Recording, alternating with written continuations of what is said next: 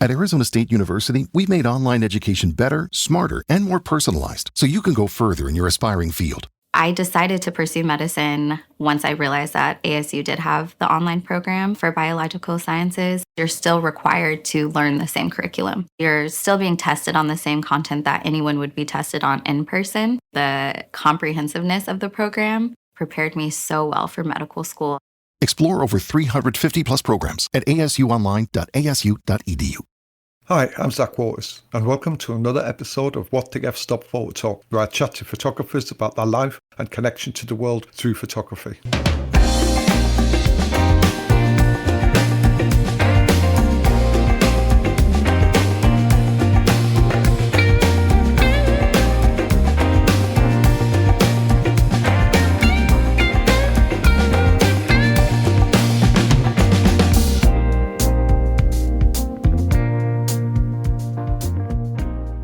Christopher Morris is an acclaimed American photojournalist, internationally recognized for his fearless documentation of war, politics, and power, as well as for his often surreal style fashion photography.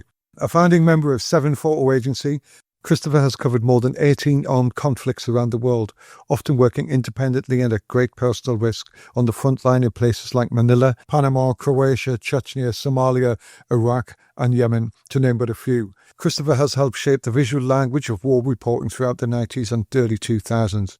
In our chat, we went in quite deep with the psychology and trauma of working in a conflict and crisis zone. I made it into my little hut where I was going to sleep, this little mud building room. I had a room in there with Enrico, and I had a little stove, and I cooked myself some instant oatmeal. And in the morning, there was a crowd of people that sat outside my hut. When I say a crowd, I don't know, 10 or 15. In the morning, when I got up to go out, they were dead. They were dead. So here I'm waiting for the wheelbarrow guy, with a UNICEF wheelbarrow guy, to come up and collect the dead in the pile. Some of them are still alive, but they're dead. Their eyes are open. They're covered in flies. And then when I remember at one point I had this girl, she wouldn't let go of my pants. She would not let go of my pants. I couldn't walk. She had like a death grip on my pants. And I had to peel her fingers off my pants and walk away. And I never, ever, ever wanted to do that again. And I told time I would never photograph famine ever again. His commitment to bearing witness even under the most harrowing conditions has earned him numerous awards, including the Robert Capa Gold Medal and multiple World Press of Photo Awards. In a dramatic shift from frontline conflict to frontline of American politics in the early 2000s, he became Time magazine's official White House photographer during the George W. Bush administration.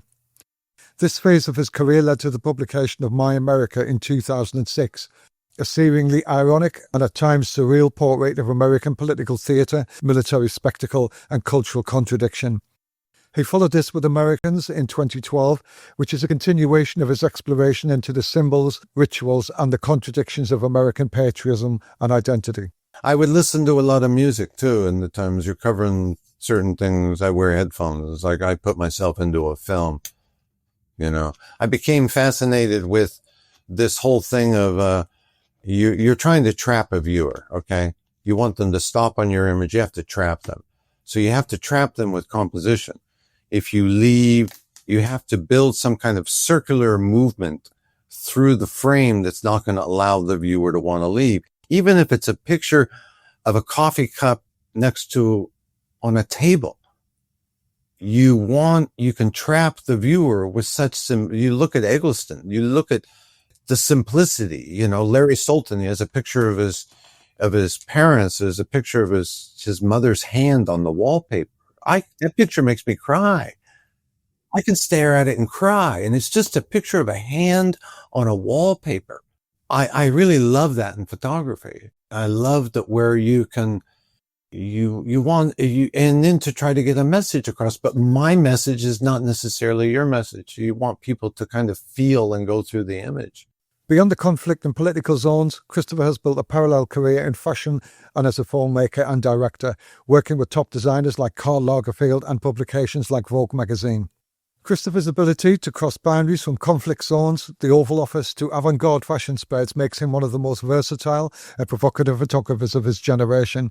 Both his still and moving image work continues to challenge viewers to question the nature of truth, image making, and the spectacle of modern life. I've followed Christopher's work since the 1990s, when he had already established a formidable reputation as a conflict photographer, had earned him World Press Photo Awards and significant recognition. And later during his time photographing in the White House, it became clear that he was operating at the very height of his profession, a photographer not only documenting history, but helping to define how it would be remembered. From a distance, I admired his work deeply, though I never quite knew how to approach him or whether he would be open to any conversation. He gave me the impression of someone highly self-contained and not easily accessible to those outside his immediate circle. However, as I came to know him better, I discovered someone who was not only exceptionally intelligent and perceptive, but also remarkably kind and sincerely committed to the subjects and stories he has spent his career capturing. Empathy is weakness. Empathy is weakness. We're taught that empathy is wrong. That's the problem. That to me is the key. Raise your children with utmost of empathy of others. I have empathy for Trump people. I have empathy for people I don't like. I have empathy for the killer that was next to me that took somebody's life, that how he ended up with such hatred that he could kill his neighbor. You know, there's such hatred of others. Don't like fat people. Don't like trans people. Who cares? Who cares? Let everybody be, leave them alone, you know. We covered a wide range of topics in our conversation, from his ongoing efforts to archive his extensive body of work with the help of AI. Who I am and what I was doing, because it's interesting. I've been working with AI where it analyzes my work. Originally analyzes the work without any information, no contextual information of what it's looking at, just to challenge it, to see if it can pinpoint. It's quite fascinating. And it's also been directed to ask me questions about my work. And these questions that AI asked me are quite challenging. And at one point I had to stop because I realized the answers I will give, I don't want to be training something on the craft of photojournalism, because my methods, just because they're my methods, doesn't make them sound methods that I want to be training people on. The interesting thing is the craft of photojournalism, to do it on the level that I was doing it at and still attempt to do it at, is you're trying to get into places that nobody wants you. Nobody wants to be photographed, especially war criminals. It's why, like in Gaza now, they don't want any outside observers. Governments and societies take great pains in hiding their dirty deeds. So as a photographer, to penetrate that, it's kind of like you have to put yourself kind of like in a Graham Greene novel or an Ian Fleming novel. And to his working practices as a photojournalist.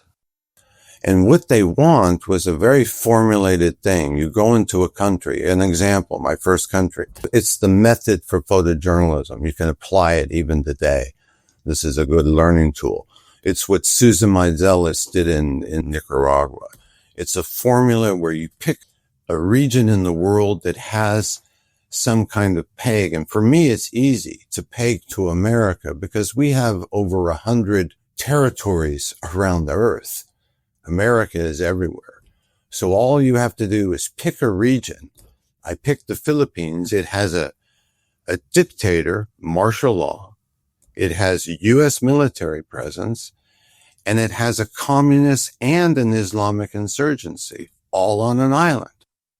So embed yourself early, document that place for 2 or 3 years. And when I say document it, you first research, you pick the anniversaries in that country. When is their Independence Day?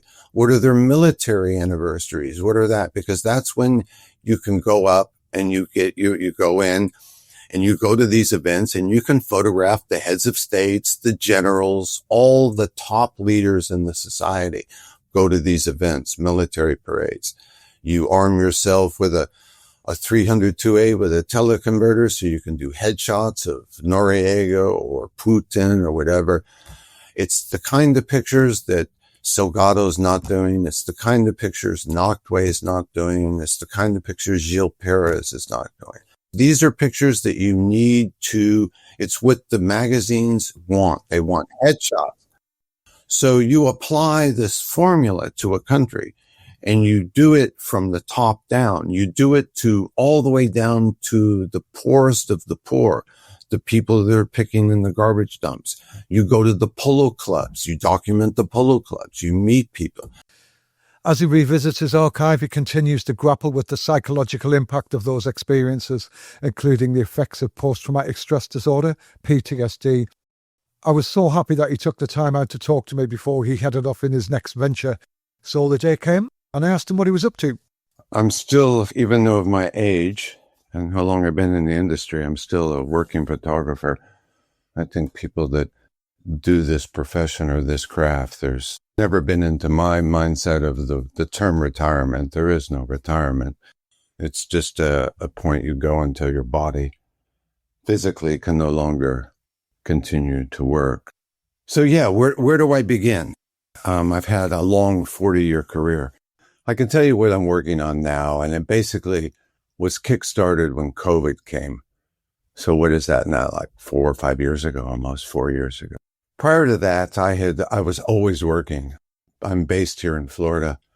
I had left New York in the 90s, 94 to be exact, because it just became untenable, the cost. I was only there maybe a month a year. I spent around 11 months a year traveling. So I had to get out. I was basically working in Europe. But long story short, I ended up in Florida where I grew up, in a very odd place, Tampa, Florida, a place I never wanted to be. Ended up raising a family here and stuff while I worked. But since COVID, it forced me into this kind of like an isolation of where I was. And I never was happy with here. I never liked living here. Built my own little like private Idaho of a house and a place to, maintain my archives and stuff and have my family and raise my kids. But it's a place I don't like. I don't like Florida, and I actually don't like this country. Especially over the last 10, 15 years, the veneer of who we are as a nation and as a people has been truly exposed. And I don't like it. And being in Florida, I'm in the epicenter of it, in that new political environment in our country. So, long story short, COVID came and I was just preparing. I just got back from several overseas trips. I was in Bangladesh and was in Nepal. I came back right when COVID started, and I had already started. The Seven Foundation was very interested in my Yugoslav archives, and with Gary Knight, we had discussed.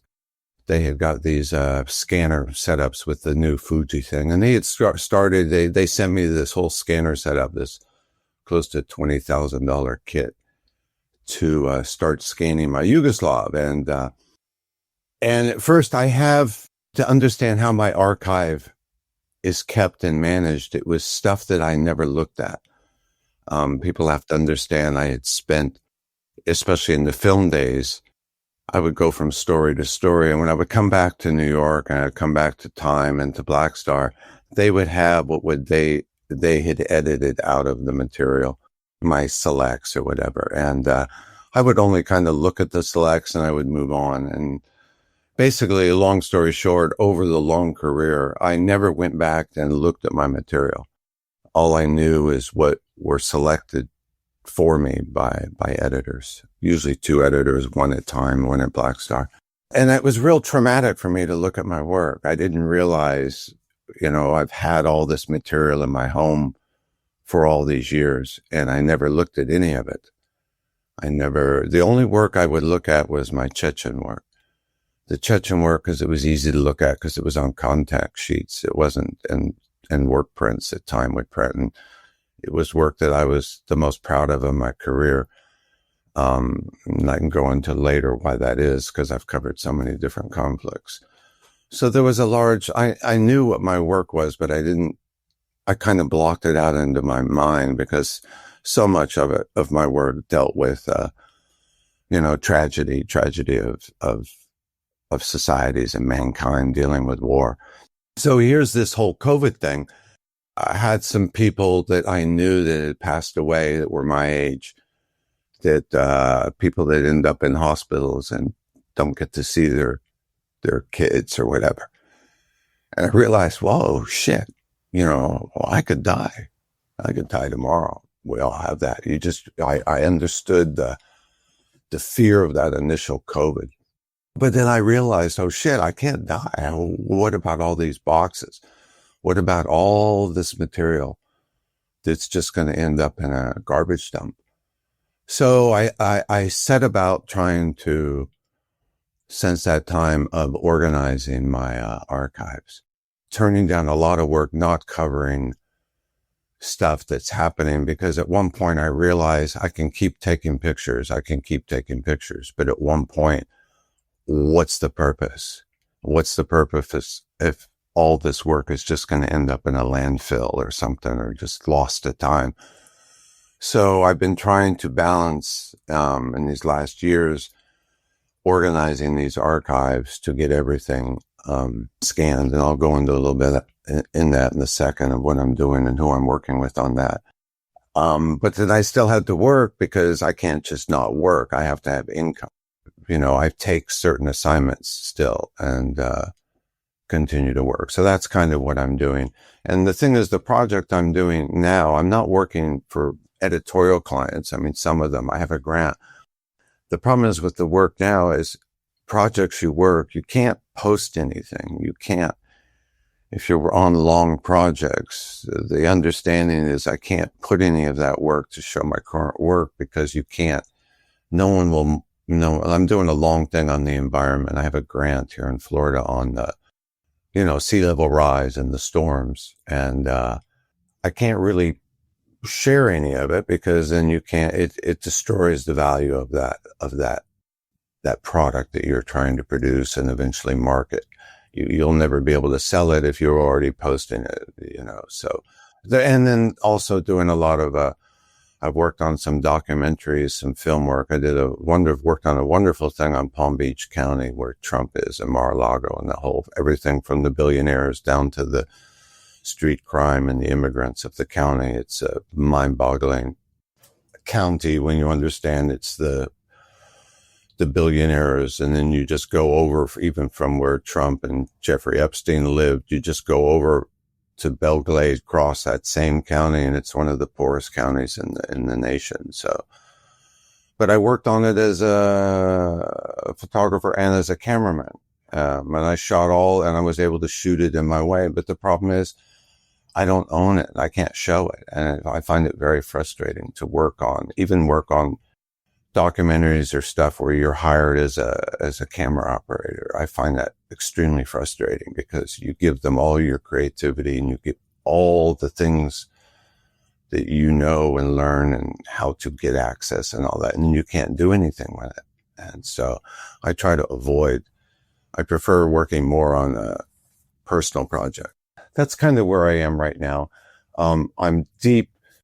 What's kind of controversial, several years ago, I was contacted by Kira Pollack. Kira Pollack was a former director of photography at Time magazine when I was there. And she started there, I think, 2009, 2010. And then eventually she left, and she was the director of photography at Vanity Fair, and then eventually became the main editor at Vanity Fair. And then she left, and now she's been doing stuff with academia. And she contacted me about my archive, because she had heard I was trying to do something. And what I've done, Zach, is I'm trying to make something that's a little more than just a traditional archive. I started on my Yugoslavia, but I stopped when Russia invaded Ukraine, because I realized I had such a Russian archive.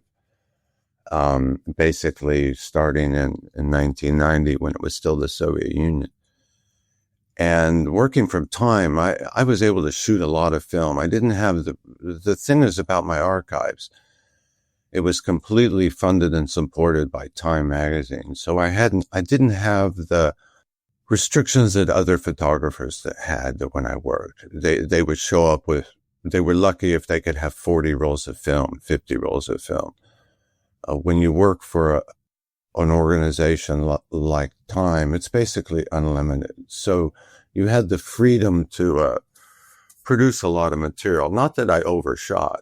A good day in the analog time, if you shot 10 rolls on a day on an event, that's a good day. But if you think about it in digital term, that's only 360 pictures. What I've done is I've been focusing back with Kira on this thing. I'm trying to create what's called a living archive.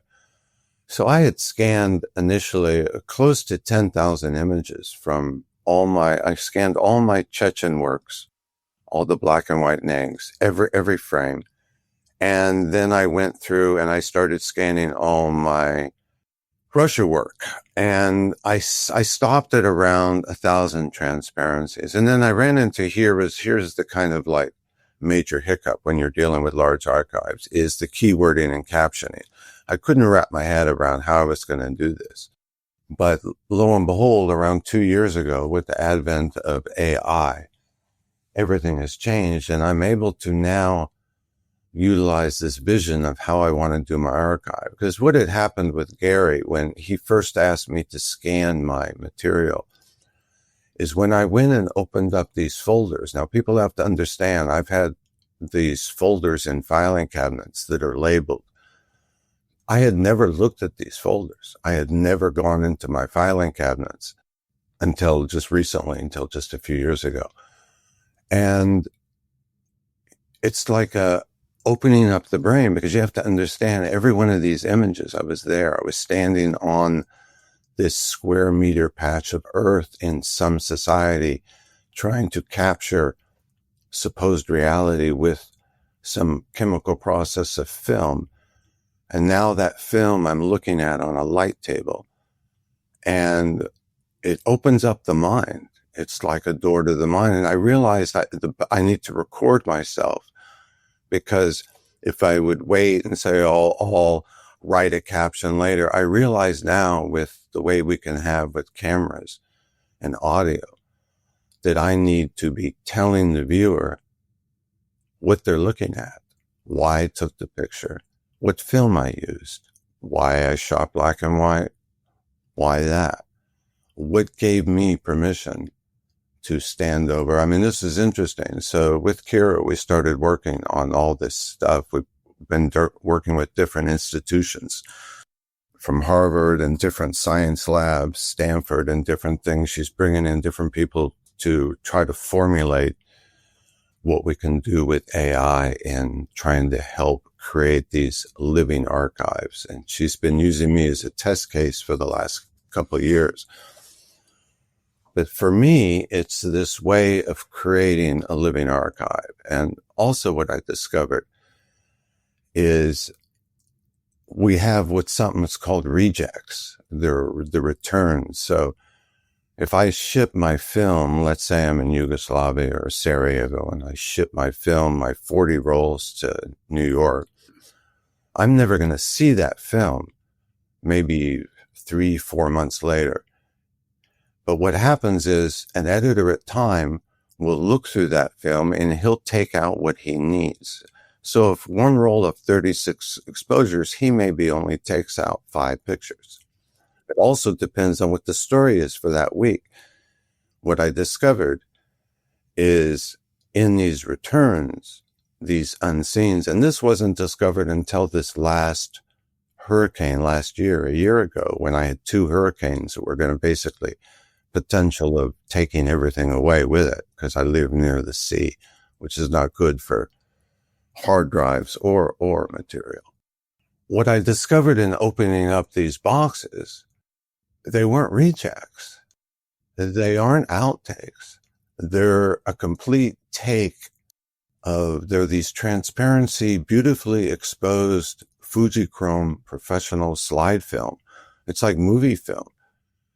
And when you start sequencing and feeding it through, I realized everything has to be scanned.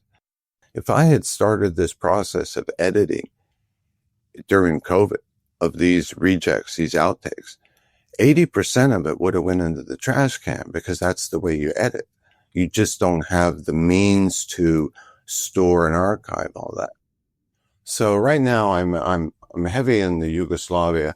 I've consolidated all the time Black Star returns and eliminated all the dupes. Duplicates are when you had the original. Black Star would make a story and send it to their foreign clients, foreign agents, be it like in London, maybe Network, and you had Grazia Neri in Italy. Black Star had 18 sub-agents. So of a story they might make, let's say a 20 image story, they'll make 18 sets of that. So I had to purge my filing cabinets. Now now just on Yugoslavia of just all the duplicates and just narrow it down to originals. What I've uncovered is I have around 30,000 original on file chromes from Yugoslavia. Now this is without, I call them AOUs, archived, original, unseen. This is all the stuff I'm having to sleeve.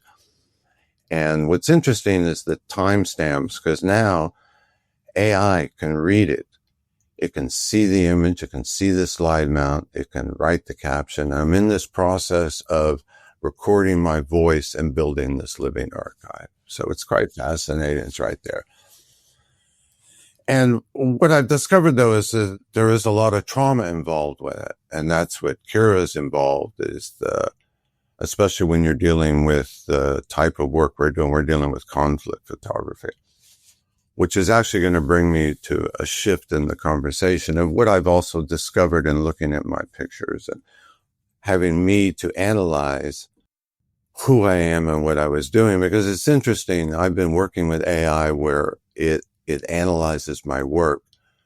Originally analyzes the work without any information, no contextual information of what it's looking at, just to challenge it, to see if it can pinpoint. It's quite fascinating. And it's also been directed to ask me questions about my work. And these questions that AI ask me are quite challenging. And at one point I had to stop because I realized the answers I will give, I don't want to be training something on the craft of photojournalism, because my methods, just because they're my methods, doesn't make them sound methods that I want to be training people on. The interesting thing is the craft of photojournalism, to do it on the level that I was doing it at and still attempt to do it at, is you're trying to get into places that nobody wants you. Nobody wants to be photographed, especially war criminals. It's why, like in Gaza now, they don't want any outside observers. Governments and societies take great pains in hiding their dirty deeds. So as a photographer, to penetrate that, it's kind of like you have to put yourself kind of like in a Graham Greene novel or an Ian Fleming novel.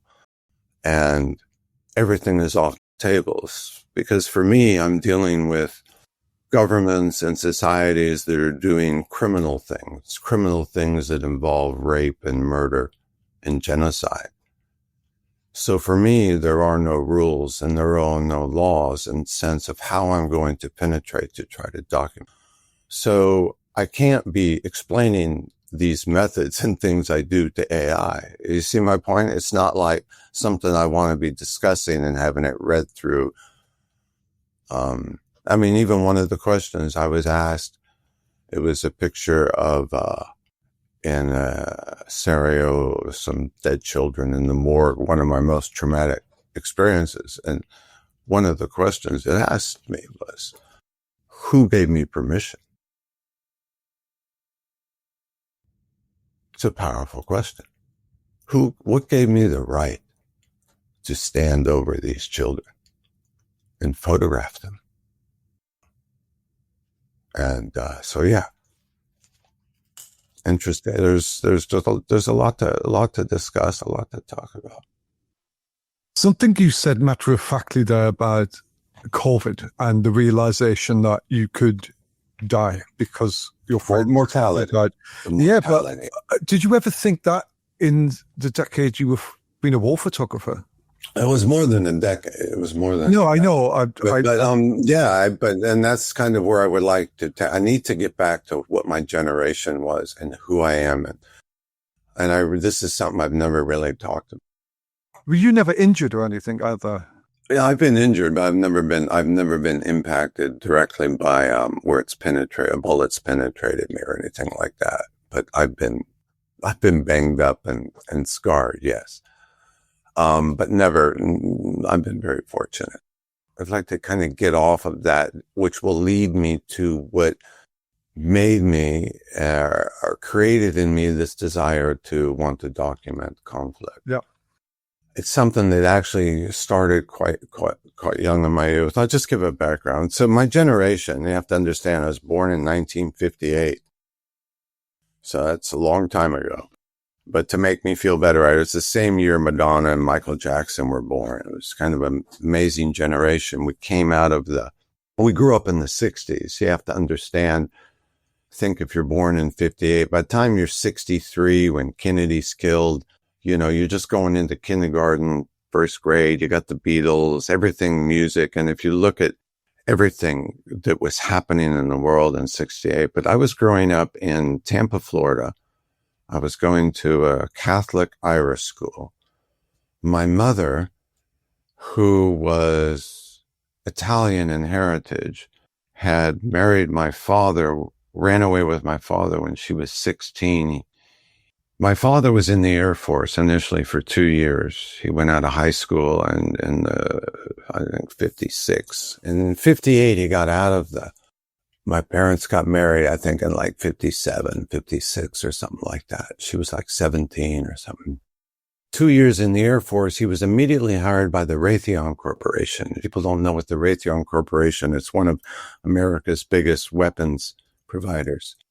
My father immediately was assigned to their air-to-air weapons systems because they realized that they had a new fighter plane coming out called the F-4 Phantom that was going to be deployed on an aircraft carrier, which he deployed on the Kitty Hawk. So long story short, my father ended up getting deployed to Asia during Vietnam, originally to Japan. And he would go into Thailand and the Philippines because the war was starting up. We're talking early 60s. And he was originally working with naval aviators that were doing bombing runs onto Vietnam. And he worked directly with the pilots. So in 1969, so as I got older, my father wanted to move us to Japan and my mother refused to move. And for other reasons, they got divorced. But I ended up going to the Philippines at 9-10 years old. In 1969, I first went to the Philippines. Flew unaccompanied with my sister from Florida via Chicago, overnight in Tokyo. Now we're talking 11 and 10-year-old kids flying unaccompanied to the Philippines. But whatever, I'll try to make how this is all relevant. But you have to understand, this is at the height of the Vietnam War, and my father is involved with the pilots. Now, the pilots the Americans weren't winning this. The North Vietnamese had these MiGs, and they were destroying this Phantom aircraft. The Phantom aircraft didn't even have a gun on it. It only had missiles. And the missiles were my father's missiles, the Sparrows and these Sidewinders. And on today's dollars, these missiles were, I haven't done the math or gone in and done inflation, were probably upwards of $200,000 a missile, each missile. But the success rate, and you can go out, it's all been declassified, of these missiles was only 5%. Now you think about that. You're going to shoot 100 of these missiles and only 5 of them are going to work in terms of leaving the plane. So there was a lot of pressure on my father to figure out what was going on with these things. And I understand that now because a lot of stuff has been declassified. I understand the pressures that my father was under. But my father, when I went to live over there, what I discovered was, and I didn't understand that in my youth, I didn't start to realize it until I was 19 and after high school and I went back there. But when I was there, I went to Clark Air Base to a DoD school as 8th grade to live there for a year. And it was the first time I had been pulled out of a private school into a public military school on the military base. There were black kids, there were Asian kids, there were Jewish kids. I had none of that before. So it kind of like opened my eyes. And what really happened was after school, my father lived off base in this huge compound, very colonialist existence. He had a rank of like a colonel, so we had all the officer clubs, you have that maids, the whole servitude of society. What was happening was when I was off of school, I had no chaperone. I would take the bus, go out the main gate, and I would get in what's called it's called a tricycle. It's a motorcycle with a side cab, and I would go home. But you have to understand, if you think of Vietnam, Saigon in the 70s and the 60s, what is happening on outside of a military base? It is a den of criminality. It's again a den of pedophilia and prostitution everywhere around. 360 degrees outside of any military installation was prostitution.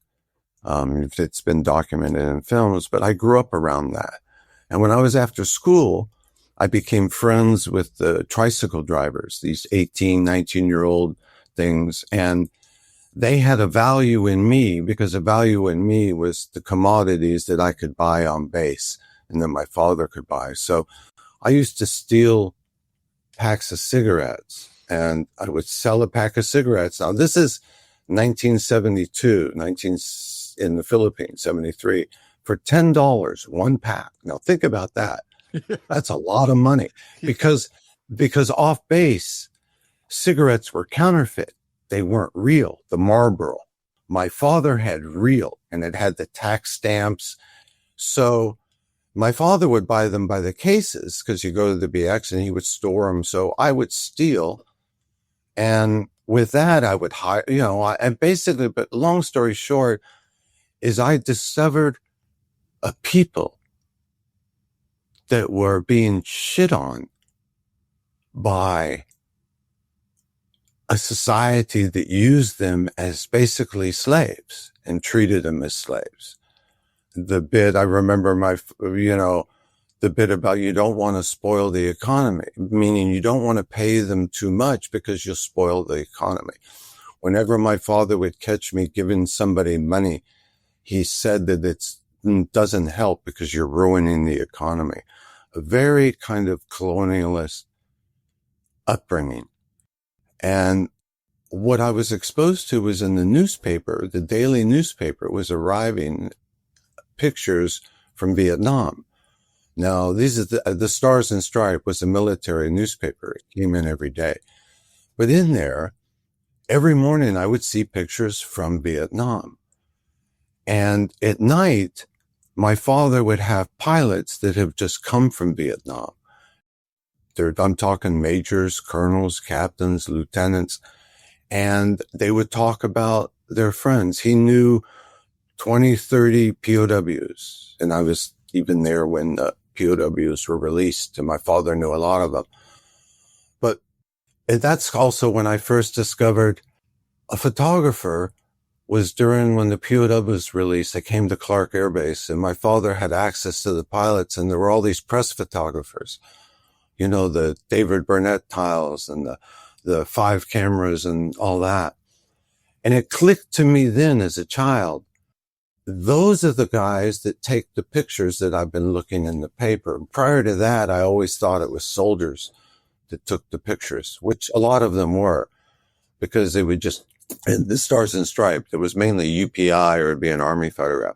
But there was one specific photo that profoundly affected my childhood and my fascination. As I saw a photograph from Vietnam, and it had like 3 or 4 American soldiers standing in this kind of like muddy field, almost like on the side of a river, surrounded by another 10 or 15 South Vietnamese soldiers. But this group did not look like a normal group of people.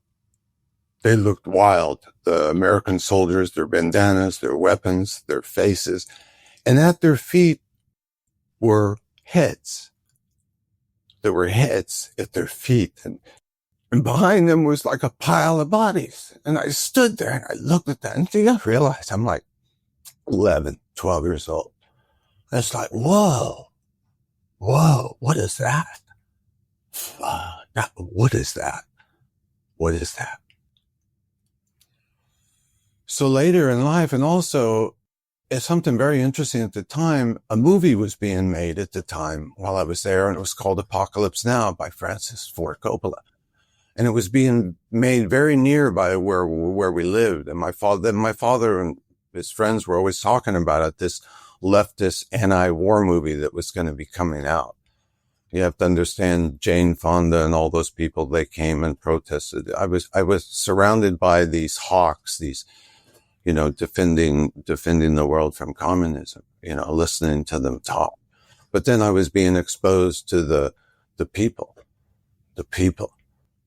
and it was just formulating my eyes. So growing up, and then the film came out, and I saw Apocalypse Now in New York City. I think it came out in 79. I saw it in New York City at the Ziegfeld.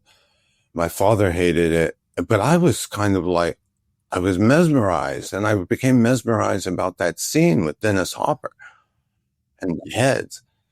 And I went back to the Philippines in 1981 to go visit my father. My father was going to get remarried, and I was already like interning at Black Star, and I was going to start working. It just so happened to be playing in the Philippines, and I went and I watched that thing like 15 times, 20 times. But about the dialogue. Was it the romanticism of it all? No. Yeah, it was the romanticism. It's like, well, how do you put yourself as a photographer next to society, to killers, to psychopaths, and come out of that? How do you do that? How do you do that? That was the question. That's heavy. That's heavy. So in my mind, it was this kind of like that Joseph Conrad, that Heart of Darkness.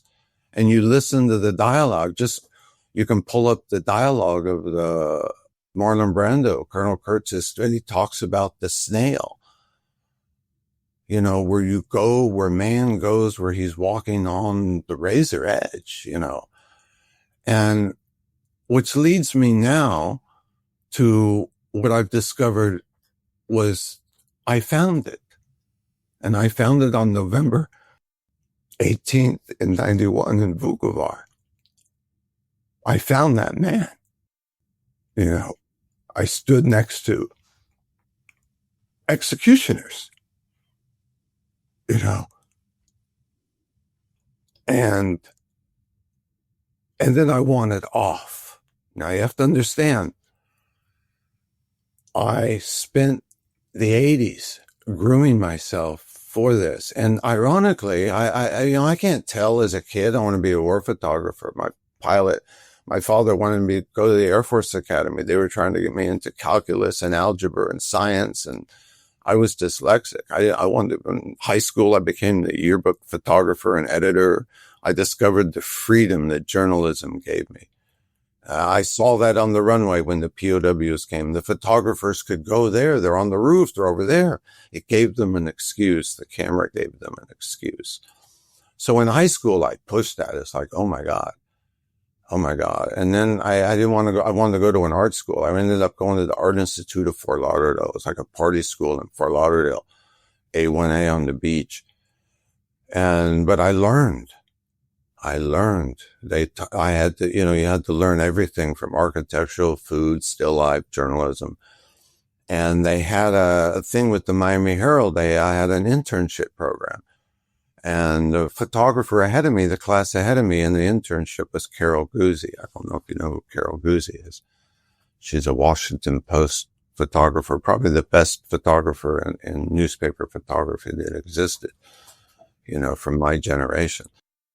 And from there, I did that internship at the Miami Herald. And then I heard that they had this art institute. They had, 10, 15 of these for-profit schools across the country.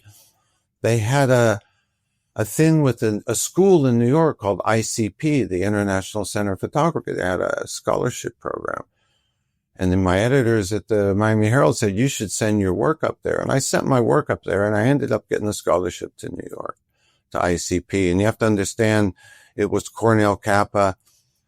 The school was only, 3 or 4 years old. It was up on 94th Street.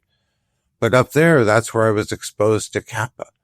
I was exposed to Don McCullen, David Douglas Duncan, and I lived at the teachers I had and all that. And an interesting thing. And then I ended up, I needed a job. I had no money. I was poor. I had no money. I wasn't getting any support from my family in the essence of rent or any of that. So I got a job, and I ended up getting a job at Black Star filing slides, but they fired me after a year because I was too slow, but they kept me on. But I learned so much. There was a man, Howard Chapnick, who was established from the 60s, of photojournalism in America, Was Howard Ben's brother? Well, one day was cousins. Ben took over. They were cousins, but Howard Chapnick was the real Ben. Ben didn't like the resources that photojournalism took away. He was more into the corporate. Yeah, it was interesting. So, but then the education I got at ICP was weird. I was in this weird program, and there were only 2 of us. There were only like 10 or 12 of us in the class, and only 2 of us were into like documentary photojournalism. The rest were like wives of wealthy people in New York and stuff that could afford the class. And one woman for a year, she took pictures of her leg in the bathtub, That's all you look, prints. Every week you would see prints of her legs in the bathtub, sometimes with blood, shaving or whatever. And another woman photographed just body parts of horses. So I wasn't so long story short, I go to the Philippines in 81, and I'm going to try to document. So I went into these bordellos outside the base, and I was going to shoot black and white infrared film with an infrared strobe, because I had learned that at ICP about shooting infrared, so you can shoot in total darkness. You create an infrared strobe. So I did this thing on these GIs, these military and these sex places, getting blowjobs, all kinds of stuff. And I shot it in kind of like a Mark Cohen way now. It was like I did a lot of chopping of heads. I didn't want to show the girls. I wanted to show the men. So I cropped a lot of the heads off. There's a lot of weird cropping. So whatever. So when I got back to ICP, it was the first time ever they would talk about my photograph. Originally, I was doing stuff on the subway in the South Bronx. Not very dangerous. Subway, your first big essay, was it? Well, yeah, it was. Well, it's because I was a student. And I wanted to become a war photographer. I couldn't tell anybody I wanted to be a war photographer, but I realized I had to understand fear. How do you get over fear? So the subway was the most dangerous place in New York, and I used to go out at night. I would ride up into the Bronx at night on the number 6 train. It's extremely dangerous. I wanted to challenge myself. I needed to find this little skinny white kid going up to the South Bronx. So that's what started at ICP, but they weren't really even that interested in the pictures. My teacher, this guy named Metz, Gary Metz, or I think that's his first name. He took me on to Helen Levitt, her work, because I was photographing children in the South Bronx and stuff. But they would talk around 15 minutes about my pictures and then leave. And then they would spend 2 hours on the legs in the bathtub. So I was very proud of what I did in the Philippines. I printed it in the darkroom. I went back to Black Star and went to see Howard. He brought me in the conference room. He said, "Welcome back. How did it go? Show me what you did." I was standing next to him in the conference room on this light table where he would look at photographers' work. And he went through the pictures, and he looked at me, and I could see he wasn't happy. And he pulled the trash bin, the waste bin, from under the light table, and he took the prints, around 15 of them, and he put them in the waste bin. No way. Yeah, in front of me. And he said, "Do you think that's good photography?" And I was speechless. And he says, "Chris, you're going to have to decide. you're going to have to decide between uptown and downtown. Uptown meaning art photography, ICP galleries, or downtown photojournalism, pictures that we can sell. He said, we can't sell this. There is nothing we can do with this. You're going to have to choose. And what they want was a very formulated thing. You go into a country, an example, my first country. It's the method for photojournalism. You can apply it even today. This is a good learning tool. It's what Susan Meiselas did in Nicaragua. It's a formula where you pick a region in the world that has some kind of peg. And for me, it's easy to peg to America because we have over 100 territories around the earth. America is everywhere. So all you have to do is pick a region. I picked the Philippines. It has a dictator, martial law. It has U.S. military presence, and it has a communist and an Islamic insurgency, all on an island. So embed yourself early, document that place for 2 or 3 years. And when I say document it, you first research, you pick the anniversaries in that country. When is their Independence Day? What are their military anniversaries? What are that? Because that's when you can go up and you go in and you go to these events and you can photograph the heads of states, the generals, all the top leaders in the society go to these events, military parades. You arm yourself with a 302A with a teleconverter so you can do headshots of Noriega or Putin or whatever. It's the kind of pictures that Salgado's not doing. It's the kind of pictures Noctway is not doing. It's the kind of pictures Gilles Perez is not doing. These are pictures that you need to, it's what the magazines want. They want headshots. So you apply this formula to a country and you do it from the top down. You do it to all the way down to the poorest of the poor, the people that are picking in the garbage dumps. You go to the polo clubs. You document the polo clubs. You meet people. You immerse yourself into a society, and voila, you have 100, 200 beautiful chromes on a nation and a society, and you're going to be able to sell it. It's the same with Ukraine, any of these places that you go to. So it's a certain formula. I did that all through the 80s. It became quite successful because I applied it to the Philippines, which I knew. I was advised. Everybody was going to Beirut and El Salvador in the early 80s. Nicaragua, El Salvador, Beirut, Iran-Iraq war, Afghanistan, very dangerous. Somebody told me, he says, Chris, go to the Philippines. And the Philippines blew up in 86. And basically that kind of kickstarted my career. Fast forward to 1990, Time offers me a contract, which was like the golden ticket. And the reason they offered it, prior to that, Jim was their main photographer, Jim Noctway. And he was doing everything. But Jim, all of a sudden in 89, started doing a lot of work for National Geographic. He wanted to move on. He wanted to do longer projects. Basically, the pollution in Eastern Europe and Romania and stuff. He was unavailable. So they needed a new kind of who can we get to go somewhere?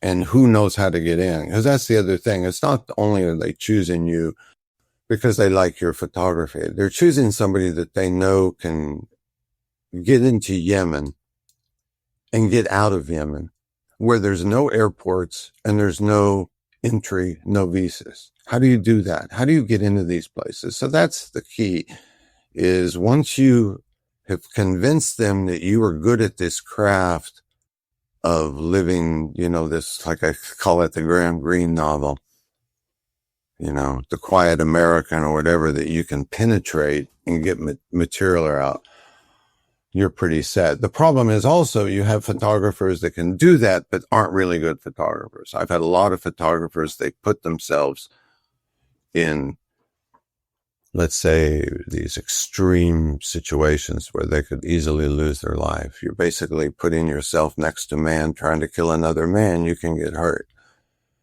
And they don't know what they're doing photographically. They don't understand their tool. They don't understand the camera. You have to be able to work your camera with your eyes closed, you know. And people also don't understand with conflict photography. The tip of the spear theoretically is the most dangerous, but that's a false complacency in conflict. Especially now it's even expanded out. But for me, it was always a 30-kilometer radius. Once I got into 30 kilometers of that area, I knew that at any minute, my life can be snuffed away, even while sleeping. Anything can tear through your apartment window or roof or whatever. So it's a real kind of like psychological journey that you have to learn to prepare yourself with, which is that bit of training to understanding fear. I had an incident in the Philippines when Marcos was overthrown, where I was chased by a mob into a house. And when I got out of that, I was almost killed. And Alan Tannenbaum, a photographer, he saw me and he grabbed me and he shook me and almost wanted to slap me in the face and said, hey, you got to snap out of it. Either that or go home. It's hard to see your fingers and see f-stops on a camera when you think you're going to die. Your eyes can't focus. It's just not going to happen. You become like that man in Private Ryan, the film, when he's bouncing around, when they're having him bring the ammo back and forth. You don't want to become that person. Was there a lot of emotional fatigue? Yeah, a lot of emotional fatigue and preparing yourself before and all that. But basically, so after gym, time it took off. And prior to that, December, I ended up going down to Panama when the invasion happened. There were only 4 photographers in country and 3 of them were wounded. One of those was killed. So for several days, I was the only Western photographer working in Panama. And then right after that, I saw that what I did, and now that it had raised me on a pedestal where all of a sudden because I had these heroes in my life that I looked up, and we all are photographers. We're all down there as a kid. Even at Black Star, nobody was paying any attention to me. Howard, even after the Philippines, I was still like the kid in the library. He had to realize he had Noctway, he had Tony Swa, he had the Turnley brothers. I was just like the kid in the library. I was kind of ignored. But after Panama, it kind of like changed. It was mainly, Grazie Neri, everybody. I realized, wow, that was easy. It was like now I've kind of like stepped off the ladder. I'm now recognized. It's like, wow, how did that happen? Yeah. So it just put this kind of like internal pressure on me, like, okay, here we go. And then the next thing was the U.S. military is going to, Saddam Hussein, I went to Liberia after that. And then Saddam invades Kuwait, finds out the U.S. military they're going to create this super pool. They're going to create this pool system for covering the war. And they're going to embed 4 photographers, just 4, on the extreme tip of the spear, 2 with the Marines and 2 with the Army. Now you've got hundreds of journalists, but they're only going to allow and I ended up getting picked with one to be the Marines. And, and just going through all the prep and being in the desert and the trench warfare and working and all that, I basically pushed myself. I realized, okay, this is like a Robert Capa moment. I can't fuck this up. The night before the kickoff in Kuwait, I'm with a unit. They've got 10 of those amphibious track vehicles. We're going to lose 3 on the first day. Everybody will be killed in each vehicle. That's 100 Marines are going to die on the first thing. It's just numbers. You're going to attack 200,000 entrenched supposed Iraqis in trenches. So which vehicle are you in? Where are you going to ride? Who are you going to die next to? That kind of stuff. They even bring a guy to do a will. You have to sign all this stuff. So you're prepared. You train with the guy I train with the guy with a shotgun who goes into the trench for the first day. But then I realized they're not dismounting. I'm on top of the vehicle and I saw a Humvee with a first the Marine, the gunny sergeant who was riding around next to the lead tanks with these Humvees that had tow weapons on top. I realized I need to be on the roof of that Humvee. I don't want to be in an armored vehicle. I actually always rode on the roof. I refused to stay inside. I had saw what happened inside in Saudi and Khafji when the Iraqis came in and they attacked and the Marines had to go in and push them out. And I went in there and I saw these armored vehicles and I opened the door to one of those armored vehicles and on the door of the armored vehicle is an arm, a charred arm. And inside you see the faces of these skulls screaming. And I'm like, what the, and they're in an American equipment. The Saudis are in American APCs and they just turned into little, Chris is like, oh my God, I don't want to be in there. So I'm going to ride on the roof. So even in 2003, when I did it, I rode on the roof. I'm not getting in. And I at night or during dust storms, I might get inside, but I want to be on the roof. Let me jump off or get blown up, whatever. It's a long story. So, but yeah, I had that. I've always had that.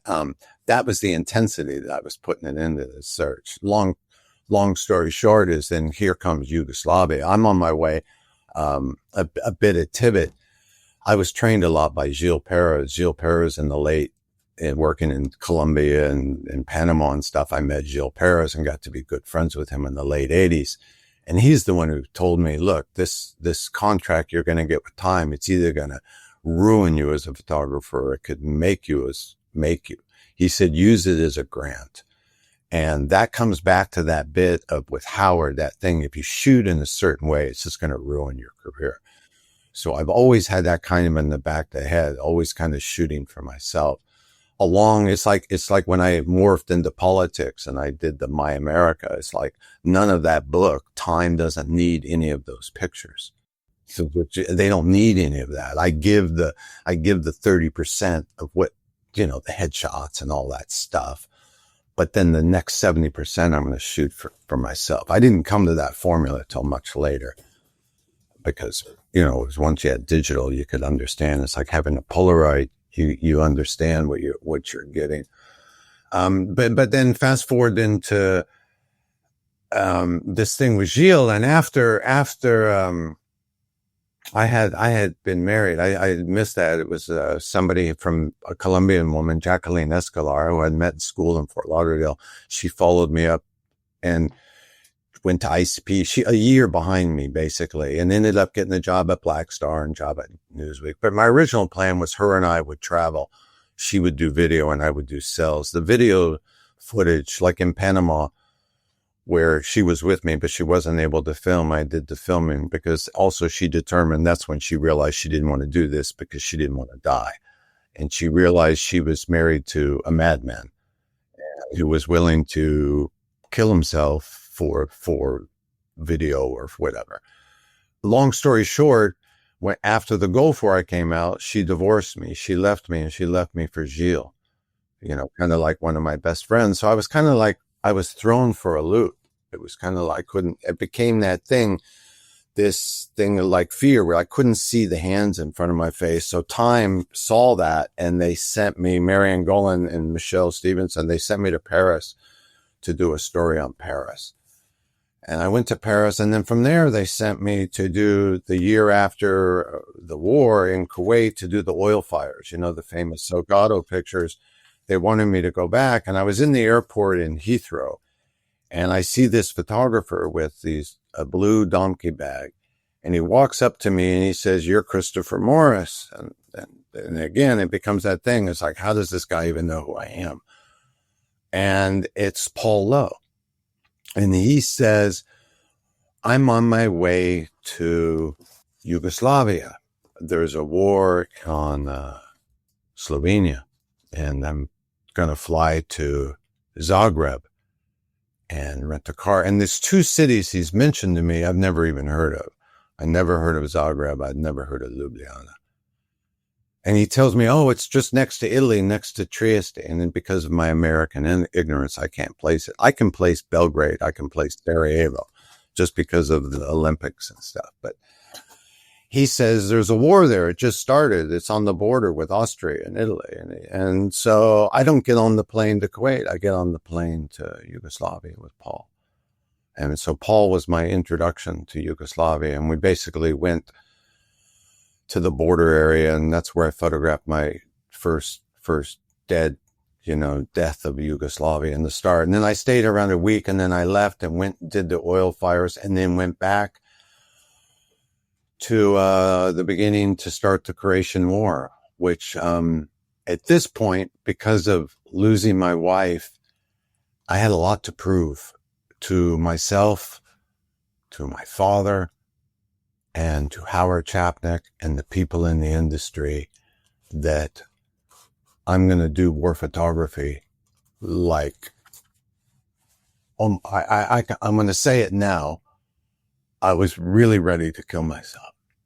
And sadly, I took Ron Habib along for the ride. And initially I had to stop working for Ron because he started working for Newsweek, and Time was upset that his pictures, shoulder to shoulder, we can't do that. Fast forward, I did the whole 6 months of that war. I would do 3 weeks, month, go to New York for a week, look at film, pick up new film, and go back. Back and forth, back and forth, back and forth. And each time I left New York, I prepared my apartment for my mom. Meaning, I didn't want her. I remember I had some pornography, some VHS tapes, and I remember I would throw them away. Anything like that. I didn't want anybody to find anything, mainly my mother. Anything in my life that I didn't want her to see. So when you do that, when you leave an apartment, each time, and you lock the door, and I'm not saying I only did it once, threw it away once, but I'm saying each time you locked your apartment door and you looked inside, I would leave it as if I was not coming back. And I'm not saying I did that throughout my career. I'm saying I did that in the Croatian part of the Yugoslavia, the first 6 months. Fast forward to Vukovar, the end of the war, November. This is the key where I realized I had found that Colonel Kurtz moment. I had found that heart of darkness. And what I learned frightened me. It frightened me that all mankind has this murderous, societal, violent nature of hatred where they can kill. Everybody has it.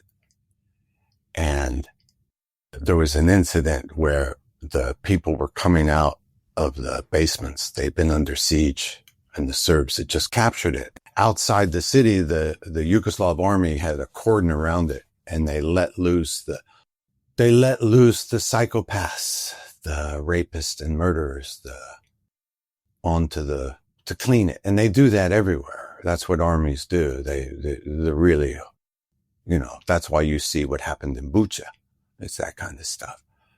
So in Vukovar, you could hear the gunshots, and I literally ended up next to a guy who shot a guy in front of me. Basically, I've seen the pictures now. I've now just started scanning it. I'm doing something as we speak. I'm supposed to have this audio recorded on this experience today. I'm behind deadline. So I'm looking at these pictures now, and that's why I have this clarity of thought where this man from 2 meters executes somebody. And around him are other dead people that are lying on the ground. Well, I'm at an execution spot.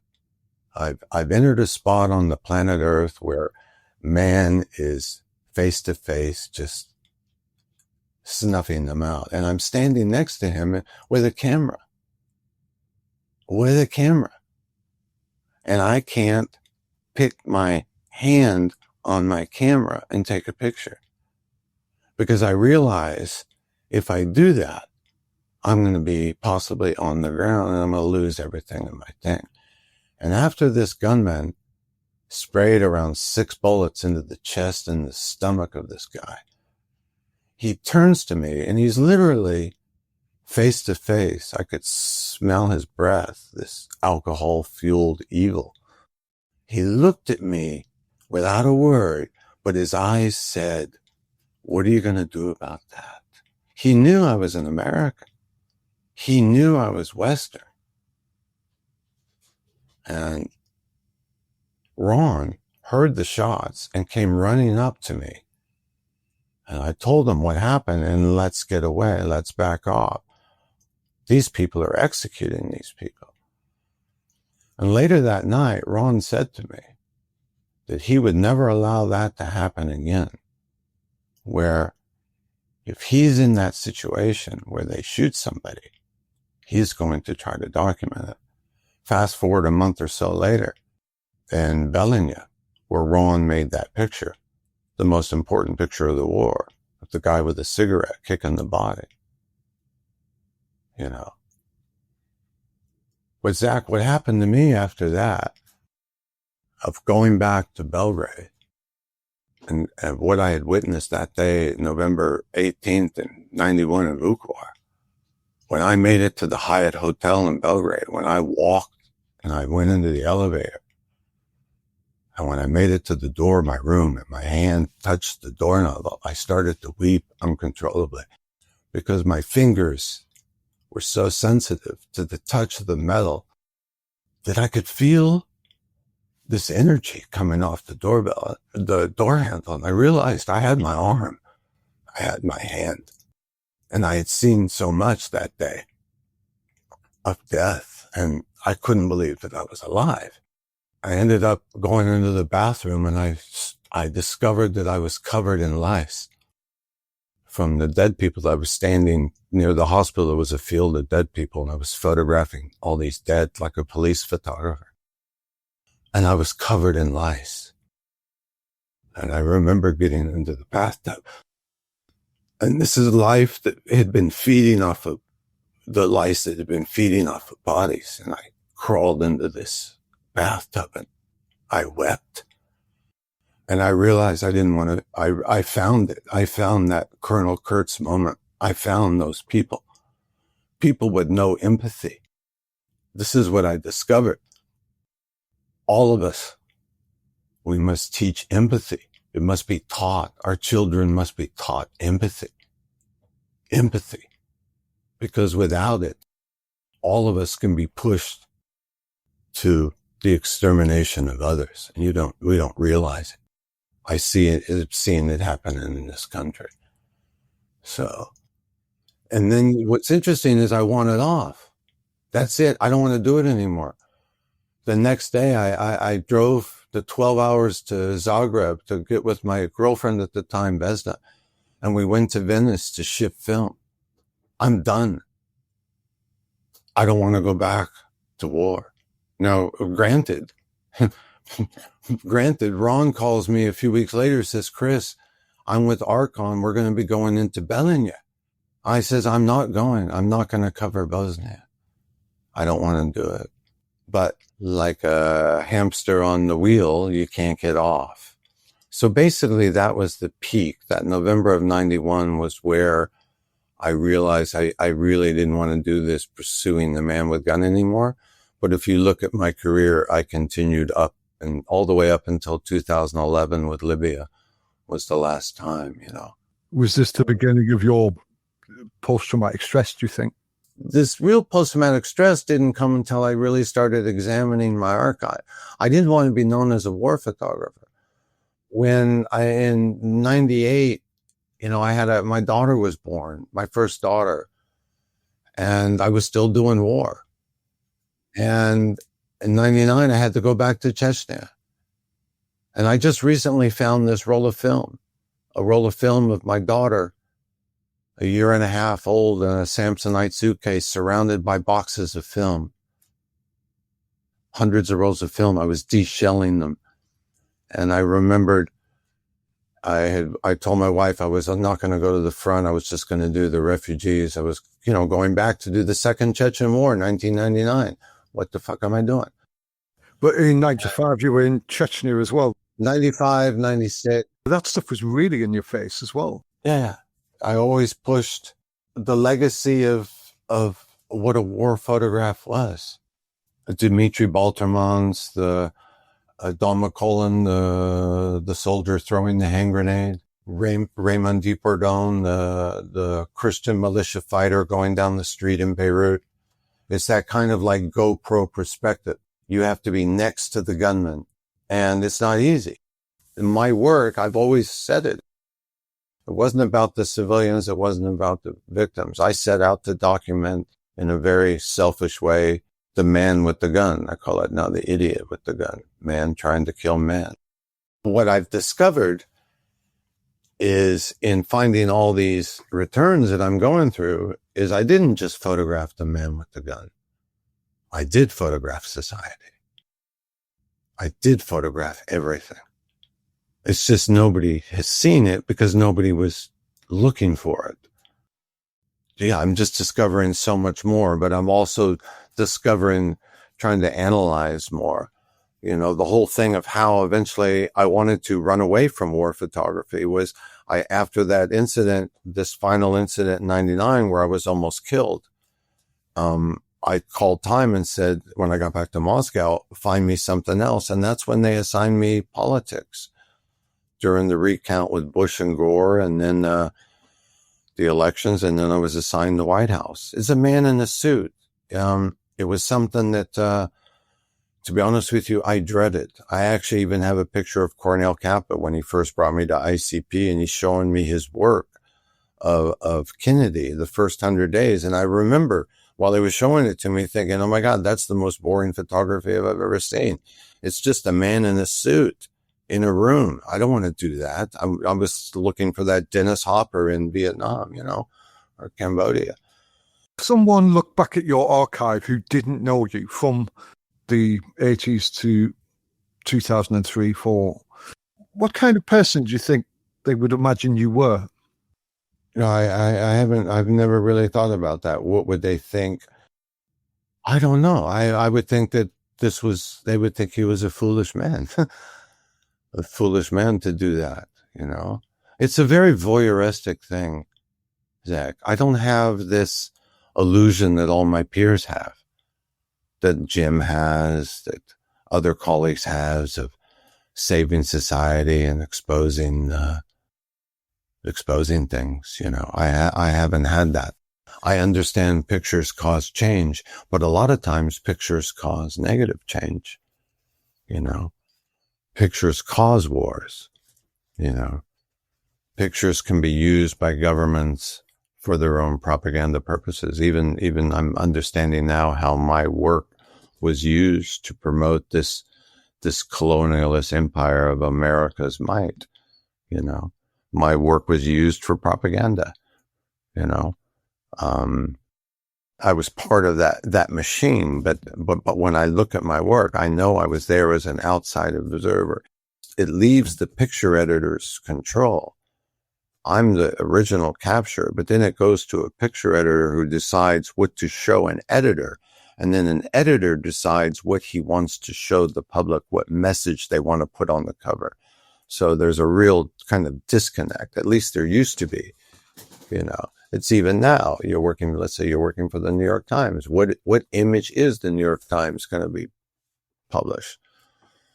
So there's great collaboration, but there's great stuff to analyze. But I had a bad taste about the industry on the sense of the journalistic part of it. Yeah, I just kind of wanted to run away from it. And the only war work that I paid any attention to was pretty much the Chechen work through my White House years and all that. I wanted to run away from it. And then eventually I did 9 years. So Obama became elected and I was excited. I thought, oh my God, it's going to be a great presidency. But in 2009, Time was sold and they decided they weren't going to cover the White House anymore. And so 2009, I took like a 90% pay cut overnight. I had to scramble for clients and stuff because I had put all my, when I wasn't working, I just wouldn't work for anybody because I didn't want to work. I wanted time with my children. I'm talking I think for me, your time as a conflict photographer, to me and to everybody else, was evident of what you put in, what you sacrificed and stuff. But I've always been intrigued by you. All of that time you spent as a war photographer, where did it leave you? And obviously that's what we're looking at and talking about in this conversation, and where it left you as a person, as a photographer. I started to see, I don't know, I felt my America and the Americans, I think you sort of found authorship in your work. For me, I just thought, this is the real Christopher Morris. I have dyslexia, and the way my mind always compartmentalize things, the way of wanting to, it's constantly trying to eliminate visual pollution in what I'm looking at. If I'm trying to read something, I have to have the book isolated because of the visual pollution of a painting on the wall or something. My mind is always trying to deal with visual pollution. What the real kind of discovery, and this is important because you deal with photography. Once I started at the White House, I didn't kind of know, what am I going to do photographically, and this is still pre-digital. I didn't go digital till 2003. So the first few years is still shooting film, and you're going from tungsten to daylight. It was a nightmare. So long story short is, myself and Ron, we get an advertising assignment from Ogilvy and Mather for IBM. It's an incredible assignment. Each get 10 portraits, 10 subjects at $10,000 a portrait. So it's like, whoa, that's $100,000. You're telling me you're going to pay me $10,000 to do a portrait? It's like, what the heck? So long story short, my first meeting, this guy, John McVeigh, we're up in New Hampshire. We're going to do the inventor of the Segway. And Dean Kagan is the night before. And he calls me in my room. He says, can you meet me downstairs in the lobby? I want to talk to you before the client comes down. And I meet him downstairs. There's this young guy, and I'm already established in my 40s. Here comes this young guy in his 30s. He looks at me. He says, hi, Chris. So happy to meet you. So happy to work with you. But I need to get something. I need to tell you something. The client really loves your work. That's why you're here. But honestly, I think you're a terrible photographer. And it's why we don't use photojournalism. And he says it's your lens choice. He says photojournalists rely too much on distortion to tell their story. So just be aware of that going forward. I'm not happy with any distortion. We only use wide angle for humor. He says, go back and study the masters. So for the next week, I'm working with this guy. I'm kind of like freaked out. And then I went back and analyzed, and it's true. So in 1989, prior to 89, as a film photographer, you had to have 3 or 4 cameras because you did not have any zooms. The only zoom was a 24 to 35, 3.5 aspherical by Canon. It's like, why am I going to carry that? So you had to carry a 24, a 28, a 35, a 50, an 85, a 135, and a 200. That's a lot of weight. 1989, a revolution happened. Canon comes out with this magical 20 to 35. And there, hence, begins the 90s photojournalism trend of what I call the Salvador Dali distortion of reality of the world. So all this crying about, and I'm not a wide angle because you can look at Gilles Perez, Telex Iran. It's all shot pretty much on a 28. Even my Subway in New York City, the only lens I'm using is a 20 millimeter. It's how you learn to use it. And the reason I did that is because I grew up with skateboarding, and it's like the first lens I bought was a 20 after the Kit 50. But whatever, it made me realize that. And at the White House, I realized I would never shoot anything below 40 millimeter. And because what happens is with the human eye, when you look at something with a normal lens, it's hard to, what do I do with that? It looks boring. Well, it looks boring because it's human vision. It's the vision you've had since birth, and it looks boring. But the minute you look at it with a 28 or 30, it's different. It's different. It's not real. And it's the people thinks it's the width is the problem. It's not the width. It's the depth. It's from foreground to middle ground to background. There's the optical thing that makes a picture stand the test of time. And the best area I found, the human eye depth is around 65 millimeter.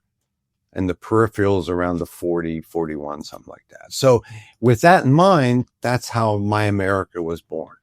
I would only photograph with that vision and attempt and that style. And it just kind of fit me better. I took great pride in, like, you look at a Gregory Kretzen picture or a Stephen Shore picture, or pictures that look like they were on a tripod, these big 10-8 things. I was trying to do that, like my tree agent, garage agent. I have 3 seconds to make that picture. I've got an agent pulling on me saying, we can't stop here. I got to get in the motorcade. That book was made with me trying to slow everything down and isolate people to create a mood. Working in symbolisms and metaphors is the beauty for me of photography. I hate captions. But they are important, but I hate captions. Were you influenced by John Huston at all, or Fritz Lang, or? No. It was more of that Gregory Kretzen, that loneliness of despair, of isolation. I would listen to a lot of music too. And the times you're covering certain things, I wear headphones. It's like I put myself into a film, I became fascinated with this whole thing of, you're trying to trap a viewer. Okay. You want them to stop on your image. You have to trap them. So you have to trap them with composition. If you leave, you have to build some kind of circular movement through the frame that's not going to allow the viewer to want to leave. Even if it's a picture of a coffee cup next to on a table, you can trap the viewer with you look at Eggleston, you look at the simplicity, Larry Sultan, he has a picture of his parents, there's a picture of his mother's hand on the wallpaper. That picture makes me cry. I can stare at it and cry. And it's just a picture of a hand on a wallpaper. I really love that in photography. I love that where you can, and then to try to get a message across, but my message is not necessarily your message. You want people to kind of feel and go through the image. How did you perceive that sort of pageantry and that whole rhetoric of American politics when your life had been spent in war zones, to this sort of surreal, almost corporate environment? What shocked me about the Republican world and covering this American this pageantry around Bush and the presidency, because even then I called him a dear leader. It's very cult-like when the president comes out on stage and the people, they stare at him, they're in awe. And I couldn't understand it, especially when you hear the stuff he's saying and you realize he's lying to you. I used to sit under the stage and listen to Bush. I'm right under that podium in the buffer, hours and hours of speeches, and you realize he's lying. You really know he's lying because you've heard stuff and it's being told to the world. And now you fast forward to this administration, it's off the charts. It's like, how can you hold a straight face? How can not this stuff be called out? When you think about what you just said in respect to My America, was it a form of critique then? Yeah, it was absolutely a critique. Absolutely a critique. America is not white. America is not white. That book is a white America, a white corporate perfect. No trash, no people in wheelchairs. I would go to a Hillary Clinton event. You got people in Birkenstocks, tie-dye shirts. I couldn't photograph it. It was a mess. Trash on the ground. The Republican world, it doesn't exist anymore, that world. It's gone. Trump destroyed it. That MAGA is not that world that My America is in. That was that white Christian nationalist, kind of the whole cult of personality. Any nation is susceptible to it. Was that period a sort of closure for you, or was it an added discomfort to the? Well, to be honest, no. It became a closure not by choice. I wanted to continue it. I would have loved to have been covering Trump. Flying on Air Force One, traveling the world with the president. I would like to have carried that into my retirement. It didn't happen, which ended up my style of work I had come, this is an interesting story. So I'm going to back you up right after I went to Somalia in 91, 3 times during the fighting when nobody was there. And then one of the first to go during the famine. And the only reason I went to do the famine was because I did the war part and Time asked me, could I get back into Somalia? I go back into Somalia and I go to a place called Baidoa. And we're talking, there were maybe 3 or 4 aid workers there at that time. It was in the summer. And we're looking around several hundred people a day were dying in this town, this desert town. And when Enrico and I showed up, this Italian photographer, you have to understand we are white. And you've got hundreds of people that have been walking for months through the desert looking for food. They see you. They run to you. And they run to you not to have your picture taken. They're running to you for help, for food and water. So to arrive in this town was probably my greatest, experience of I'll never do that again. Even far worse to me emotionally than what happened to me in Vukovar with the extermination. Because you end up trying to photograph these people, adults, children, and they look at you in the eye and you're focusing on their eyes and they are dying. They are dying in front of you. Their diarrhea is pouring out of their behinds on the ground. They're lying in their puddles of pudding and flies. And where do I eat? What do I eat? Where do I sleep? Where are we going to sleep in this desert town? They had the fight. They had the bodyguard. They had a restaurant in Baidoa and was actually called the Bikini Restaurant. Had a little sign with a little palm tree on it for the fighters. And we sat on these, it had like a meter high earthen wall around this little restaurant in Baidoa. And I say restaurant, whatever. It's a building. It's in the desert. It's in Baidoa.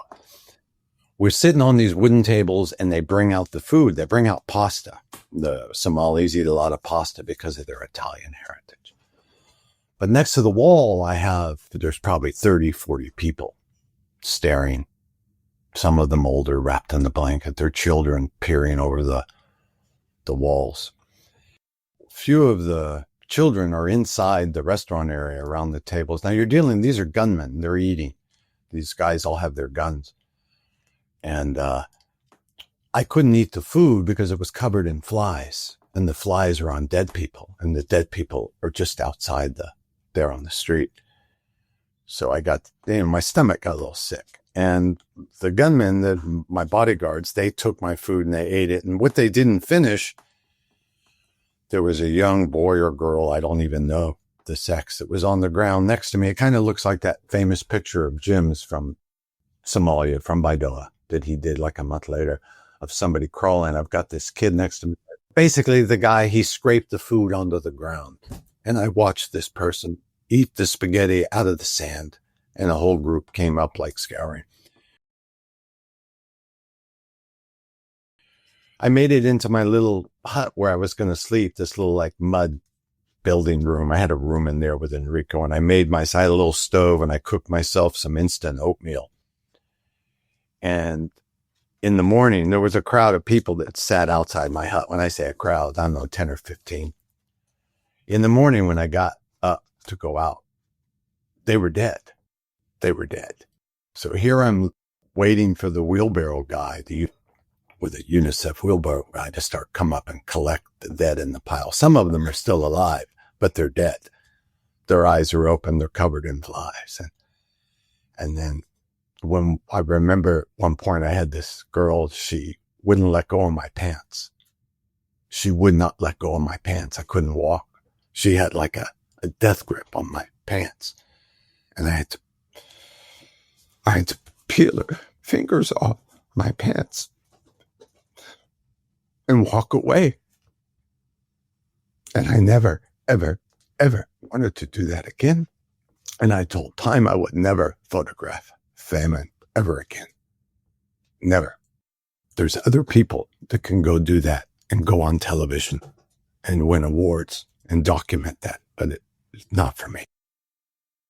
It's like this whole bit of exploitation. It's a perversity, isn't it? Yeah, but the document, you can't say it has to be done. It still has to be documented, but at one point it just pushes you harder. That's why for me, it would just give me the guys with the guns. They're idiots with guns. I don't cry when they die in front of me or get wounded in front of me. I don't cry for them. I lose no sleep for them. There's obviously a lot of things within you, turmoil. Yeah, I have a lot of trauma. I have a lot of PTSD. I had ignored it and I deal with it. I've never had therapy. It was very interesting. I was never offered counseling all my years at time. No one's ever said, hey, do you need help? It was never asked. Because, it's kind of like, if you ever come back and say, look, I think I need some help, then they're never going to send you again either, It's also making sense of the help as well. Yeah, and making sense. I feel I'm doing better on my own self-diagnosis and kind of understanding. You can see on some of my ventings, on my postings, on my Instagram, how I feel about certain things and certain issues about man and society and photography. Photography is so important to document reality, especially now with AI. What is real? Going back to My America, is there a continuation of that with what would the post-Trump, post-pandemic landscape look like now if you did this sequel to that book? It is darker. It's meaner. It's more exposed.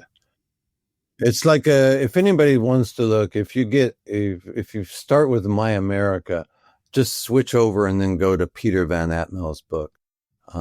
Peter Van Atmel, he's kind of stripped away the veneer of what this country is. He kind of followed after me of continuing to document.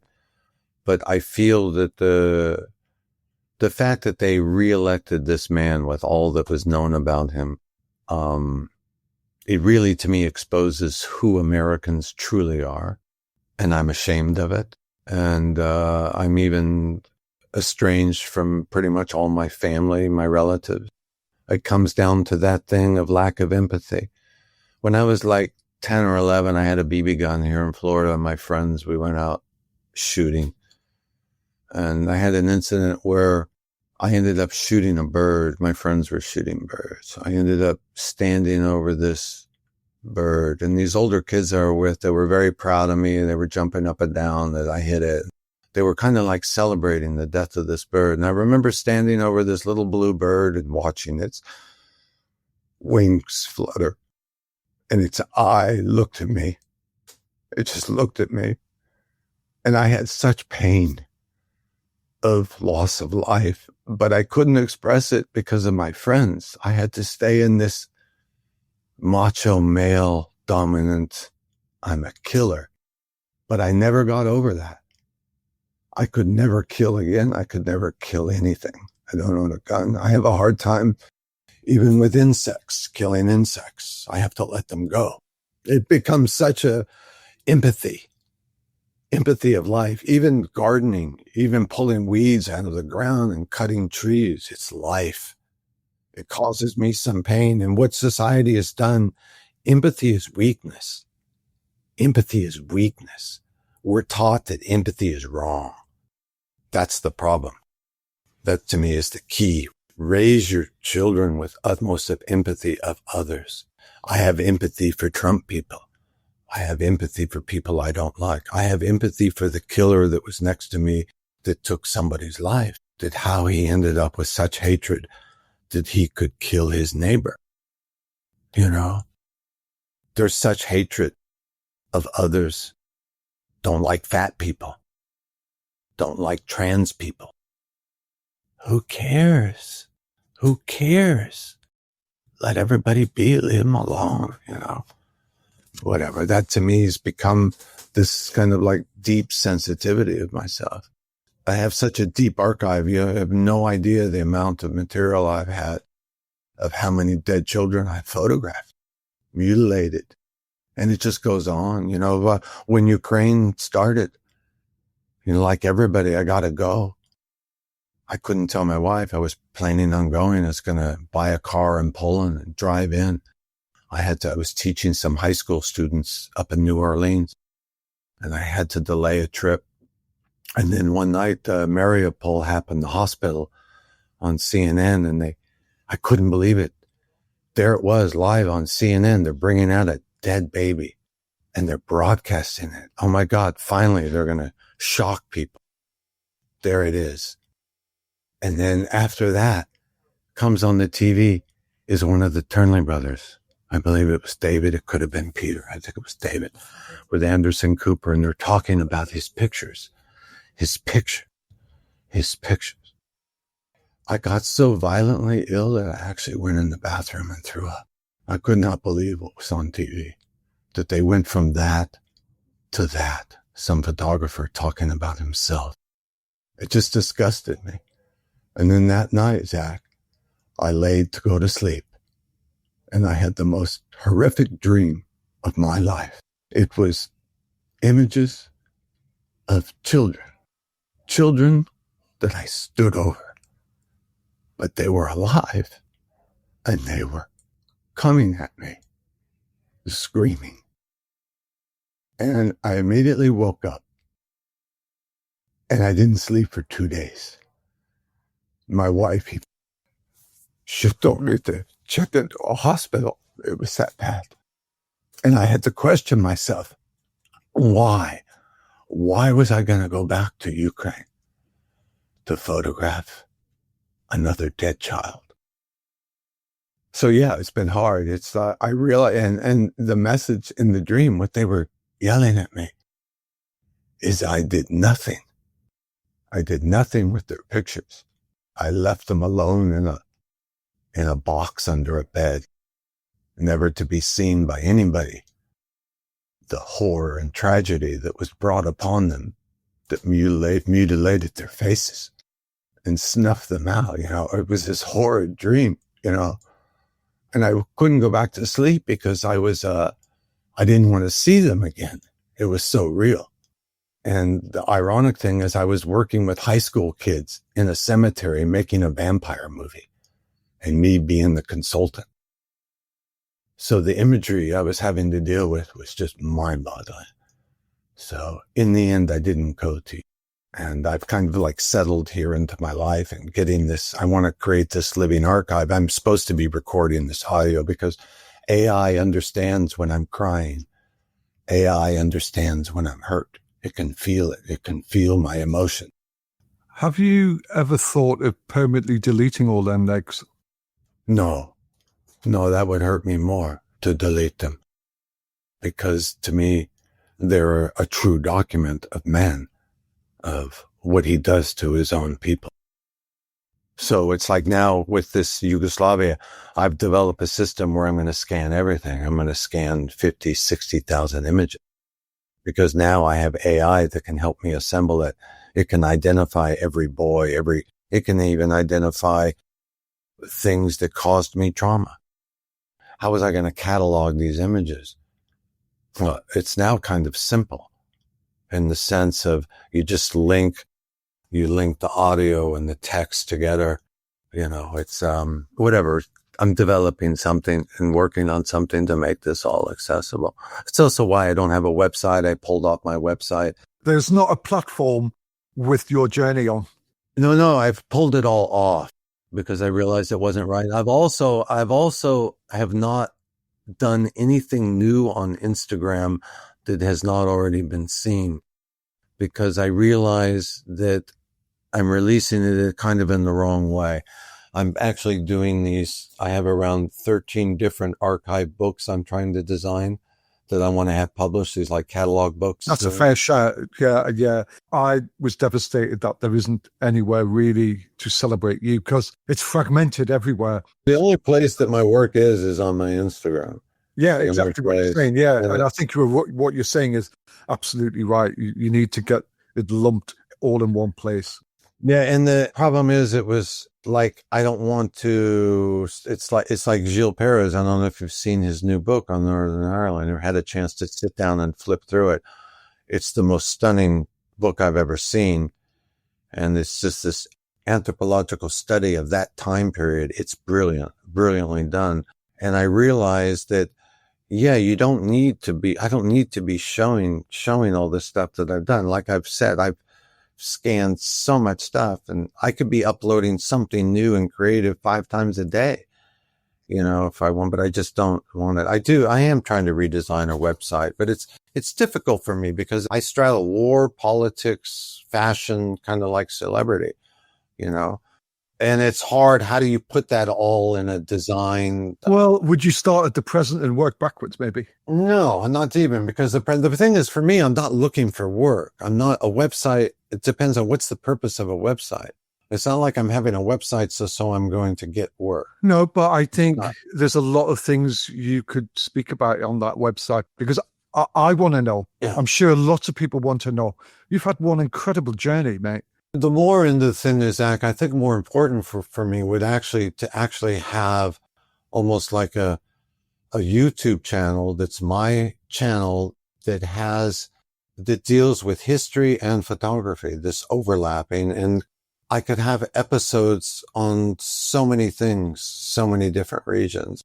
I don't really like putting myself out there. Something is going to be happening, especially this stuff I'm doing with Kira and trying to create this living archive. I'm supposed to be leaving the next month. I'm bringing 30 to 50,000 images to Sarajevo to do this living archive there at the foundation in Sarajevo. So it's kind of ironic. I'm bringing that material out of my home back to Yugoslavia, former Yugoslavia, because I want to have the assistants that I'm putting together that are going to work with me on it. I need some people knowledgeable about that region of the world for stuff that I want to feed into the AI for the captioning and the information on the images. Can we go back to the empathy theme again? Mm-hmm. With your second book, your Americans book? Was that a way of you showing empathy to the machine? It was trying to broaden out. I understood that my America was so narrow. It was such a sliver of a section of America that I needed to broaden it out to a broader section of society. And the time I started working for that fashion magazine, they had hired me to do a road trip across America during the census. And they wanted me to go into people's homes and do portraits of people's homes, Asians, Blacks, American Indians. I couldn't use anybody I knew. They had to all be strangers. It was a hard assignment.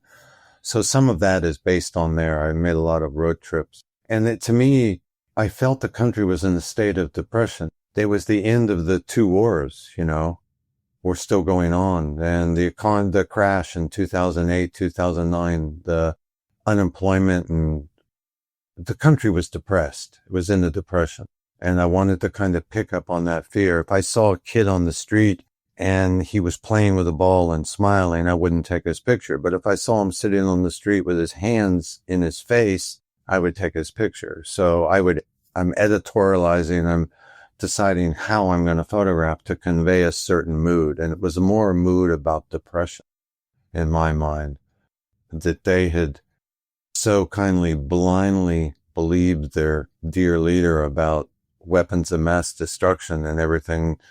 And the whole country was basically brought back down to his knees. Very similar to what's going to be happening now. America's about to collapse, all the stuff with the tariffs and everything, and all the roundup of the immigrants, the people that run the country, lack of empathy.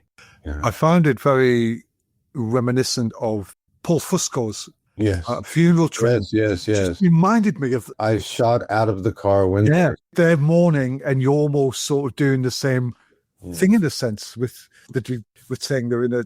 It's weird how things you see later you discovered. I didn't really know Paul's work till after I had done it. The same, I don't know if you know that Mark Cohen, Dark Knees.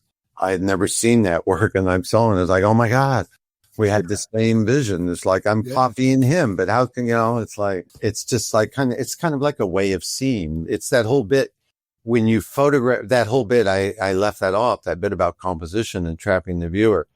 if there's a message I wanted, let's say if it was in the First Lady's diamond necklace and her dress, if I show her eyes, you're never going to see the necklace. You're never going to see the dress because you're going to go to the eyes. So in camera, I would do the eyes, but then I'm like, oh, they're distracted. So I would eliminate the eyes. And then, oh, the nose is bothering. Let me just crop it at the lips. To focus the viewer in, I would do these odd in-camera croppings. And because I wanted to focus people in more on the fashion that they were wearing, which ended up leading to this woman, the editor-in-chief of Amica, wanting to work with me because she loved the way I photographed Republicans. And that's how I ended up going down that rabbit hole of beauty and fashion. I had that thing, I tell you the story of Somalia. When I came out of Somalia, I went back to Paris. I spent a week with Karl Lagerfeld. So I went from that little girl clinging to my pants to hanging out with Karl Lagerfeld in 92. And that's where I was exposed to that fashion world, that beauty, and the amount of money that these people were spending on clothes and handbags and just that whole world. And I remembered when I was there, I had a really, really hard time looking at the people with Karl, he had all these beautiful assistants, these model assistants and stuff. And they were so friendly with me. This long haired kid coming out of Somalia was like, who's this? And they were all kind of like fawning over me, but I couldn't look at them. I couldn't look at them because they were too beautiful in the sense of, I would see my victims. If you listen to the song Paint It Black, became like a soundtrack for me. You can't I had to turn away. I wasn't turning away because of any kind of sexuality. I couldn't look at them because I would see their beauty, and then their beauty would be mutilated in my mind. I would have these like dark flashbacks of a young girl that I could see in the back of her head. There's no brain. You can see like a melon and her blonde hair. So when you're looking at somebody and you get these kind of visual flashbacks, you have to turn away. And so I was in that world dancing around it. So all of a sudden, fast forward 2009, 2010, I'm working for a fashion magazine in Paris and Milan and just doing beauty. And, but at that point I had through my politics, I had so detached from the war photographer moniker.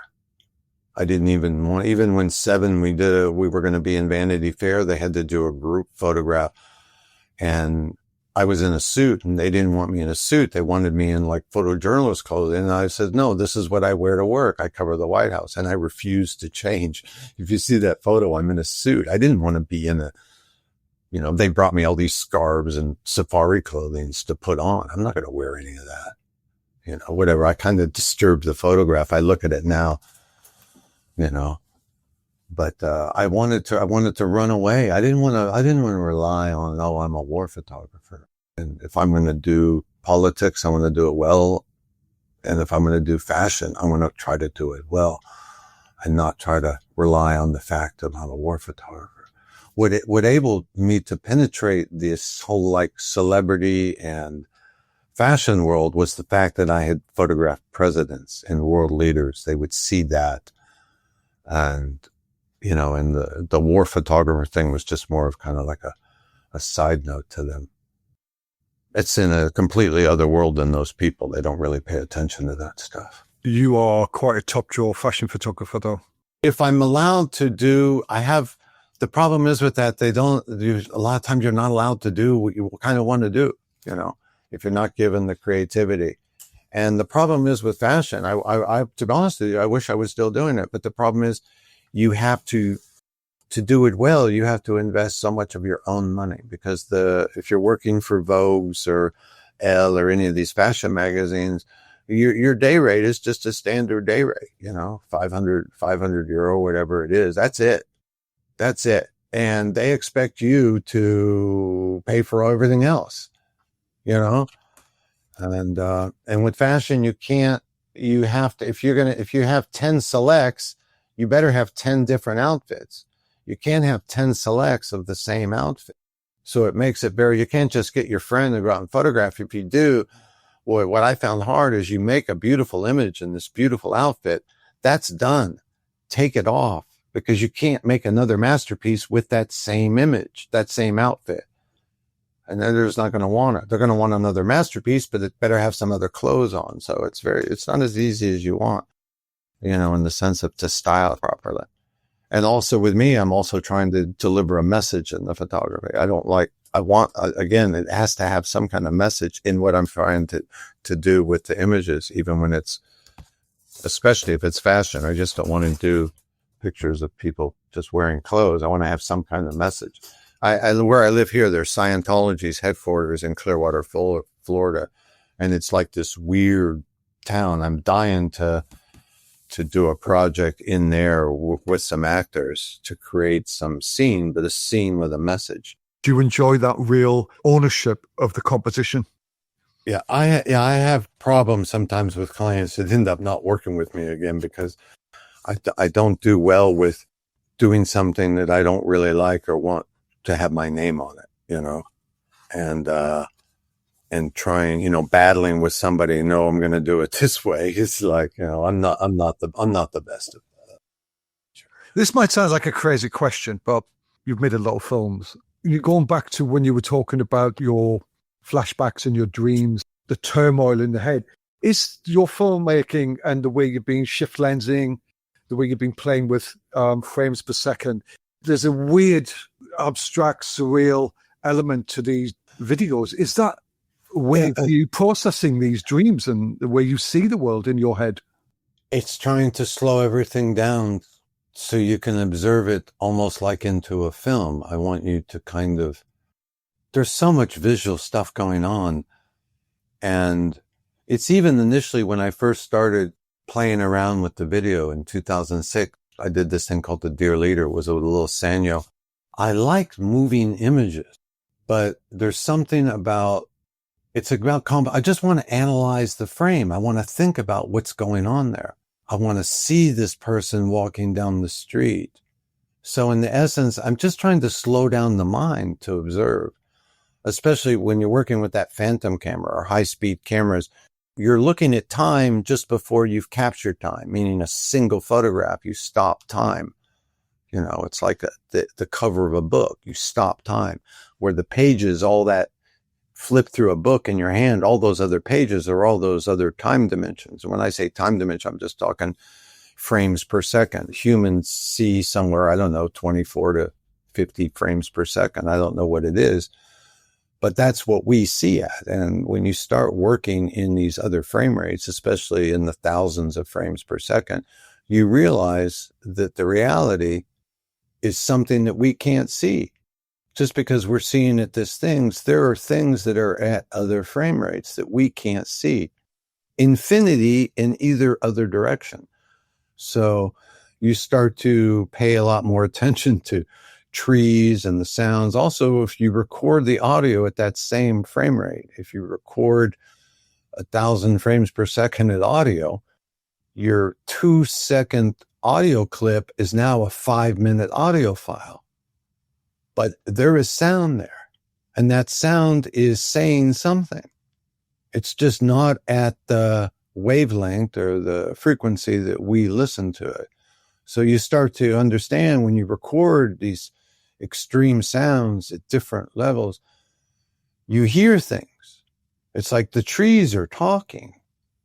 It's like, and you start to understand that life is life, and just because we see it in one way doesn't mean that that's all that's real. I can go off on that, but it's not, it comes down to me, the power of photography. And I think it's lost on everybody of what it is. This magic of us being able to stop time and look at it and analyze it. That's what was so fascinating several hundred years ago when it first was invented. They had never seen that. One of the first things they did, they started photographing their dead children and as like they're alive, setting up these scenes to recreate. It's, and we take it for granted, especially now with phones and everything else. But, yeah, I was going to ask you about the war stuff. Does the viewer ever really understand what emotion and even the technical elements? What went? No, everything is kind of lost. I mean, they just become generic. Gaza is a prime example. How many images of, it just looks the same. It becomes ineffective. It's ineffective. It's ineffective. If the message is not getting across, something else must be done to get the message across. And the problem is, to get the message across is so vile and so horrific. Western societies won't stand that being allowed to show. It's like gun violence in America. All you got to do is show the police photos of the Sandy Hook school shooting. Publish them. Put them on billboards. Show some 5, 6-year-old little girl with her head splayed open up against a blackboard with the brain all there. I'm telling you, that's going to cause change. But we don't want to see reality. We don't want to see reality of some munition that's dropped on 2 Hamas terrorists, but it obliterates 30 other people, turns them into vapor. Their DNA is just splattered all over the wall. It's just criminal. It's criminal. Us in the West, we complain about terrorists and suicide bombers. So you guys are stupid.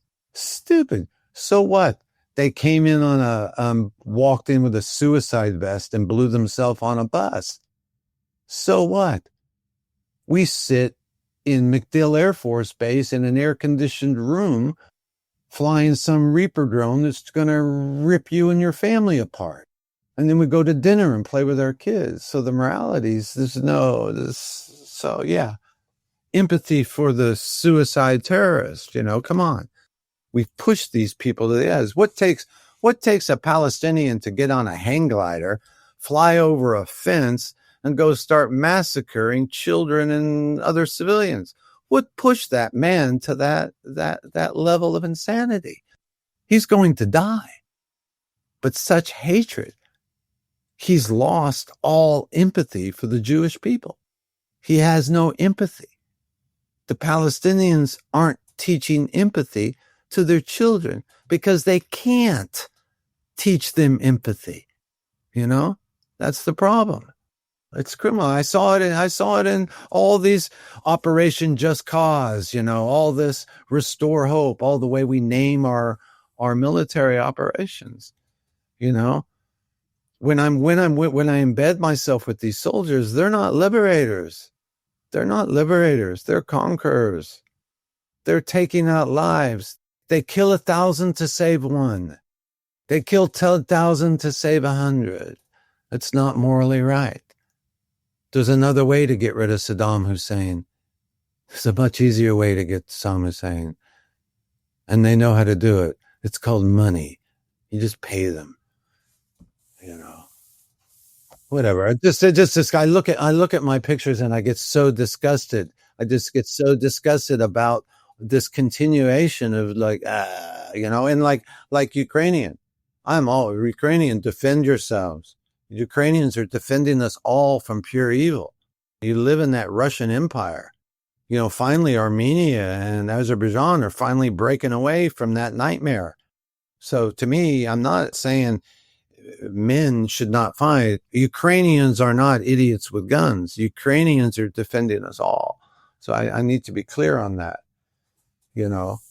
Sometimes you can be smitten and destroyed. You have to rise up and protect your families, So yeah, that's part of my empathy. But I also have empathy for these poor Russians that have felt themselves into a society that's being led by psychopaths. The same way within America. We are now being led by psychopaths. And who knows what can happen in this country and what this psychopathic government's going to ask our young men to do. What, we're going to invade Norway? Greenland? Panama? Canada? It's stupid. Thank you. I've wanted to talk to you for a long time. It's been really heart-rending a little, listening to you talk about your life as a photographer and how you've connected. Thank you so much for giving me the opportunity to listen to you. Yeah, well, good luck in editing it down. But I tried to be as honest as I could, and I had a nickname that I picked up in Somalia that I carried over into Yugoslavia. They called me Mr. Crazy. It was even my radio call sign. And I feel good. I feel like I need to talk at some point. And I realize that I have a lot inside and I'm very isolated. I'm not involved with Seven anymore. It's kind of like a self-imposed exile, so I can concentrate on getting this stuff cataloged and archived. So when I'm dust, that it's there. And that's kind of my, I'm happy to talk about anything you want. Again, just give me a shout and I'll do. Yeah, really appreciate it. Okay, God, don't give me a heads up when you can, if you want to start going into looking for pictures. But definitely. Okay. Thank you so much, Christopher. All the best, mate. Take care. Thank you so much.